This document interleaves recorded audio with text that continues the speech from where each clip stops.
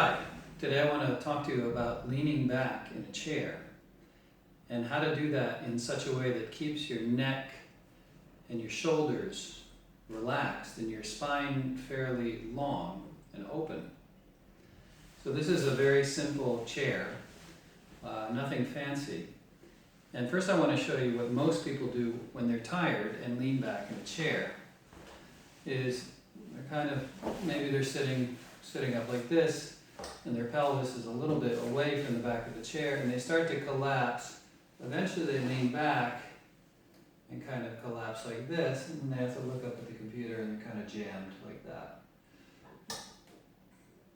Now, like I always say, there's nothing wrong with this inherently, but if you do it for a long time, it can kind of collapse your spine habitually, and then you have a problem. It can create issues in terms of pressure on the spine and underused back muscles and that kind of stuff.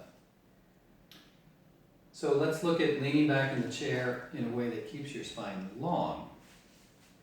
So the first thing to do is make sure that your pelvis is back against the chair. If you have one of those office chairs with a suspended lumbar support, then just make sure your pelvis is roughly under the support. Now when you lean back here, make sure that the chair is not slidey.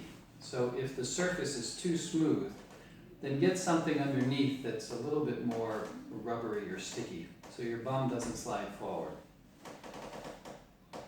Next, you're going to really let yourself lean back and let this upper part of the body really fall back into the chair.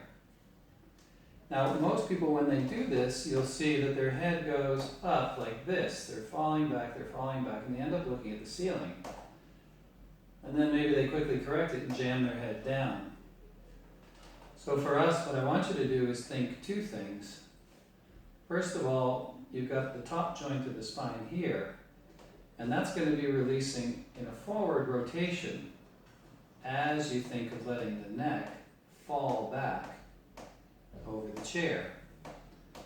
And the word falling here is really important, because a lot of people will get to this point and they'll try to pull themselves back with their shoulders. Now that's a big no-no. That's not very restful, and that's going to jam you up in the shoulder muscles. So think of the freedom of the head on top of the spine to rotate forward as you let the upper spine fall backwards at the same time. There's a release here.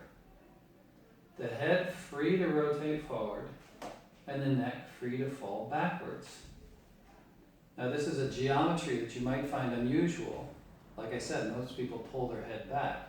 So just keep thinking the geometry of it as you let the neck fall backwards. Now when that starts working, what's going to happen is that the cervical spine comes right up underneath the ears in a vertical, and the head's nicely balanced here on top of the spine. The lower back has lumbar support, so it's not working too hard. And you end up with a feeling of the whole structure being balanced, but not working too hard. Now from the front, this looks actually not like slouching, but it looks like quite a powerful position. I'm letting my neck drop back and my head free to rotate forward, so I stay present here on top of the body. And this creates an openness to my sitting stance, so it's not a slouchy, defensive or unenergetic posture. It's a very open, ready posture. The last thing to say is that a lot of times we hold tension here, and so letting your neck drop back can sometimes be restricted by tension in the shoulders in the front here. So it helps also to think of the whole front opening and widening. And again, if you need to move your shoulders around to do that, that's fine. Now, like any position, once you're in it, it doesn't mean that that's the only position that's right and you should sort of hold it. No, this position has all sorts of variations.